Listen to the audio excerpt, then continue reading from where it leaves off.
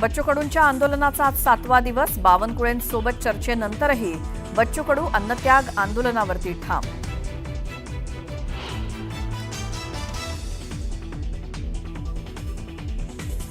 महाराष्ट्राच्या हितासाठी राज ठाकरेंनी युतीचा प्रस्ताव द्यावा. शिवसेना उबाठाचे नेते भास्कर जाधव यांचं मनसेला आवाहन. तर फडणवीस राज ठाकरे यांच्या भेटीवरही जाधवांचा टोला. ॲपल आयपॅड अभावी ई कॅबिनेट कागदावरच तातडीनं पुरवठा करण्यास कंपनीनं नकार दिल्यामुळे सरकारकडनं आदेश रद्द. सरकार नव्यानं निविदा मागवणार असल्याची माहिती.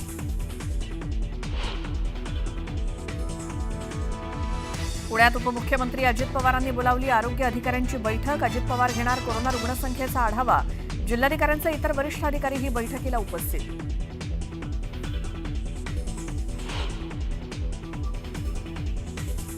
मुंबईसह ठाण्यात आज अतिमुसळधार पावसाचा इशारा. तर राज्यातील इतर भागातही पुढील 3 ते 4 दिवस जोरदार पावसाची शक्यता.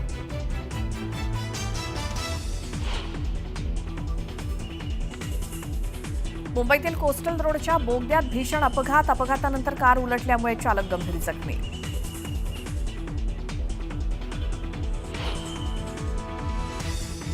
मुंबईत गणेशोत्सवाचे वेध. लालबागच्या राजाचं पाद्यपूजन संपन्न. लालबागच्या राजाची मूर्ती साकारण्यास आजपासून सुरुवात.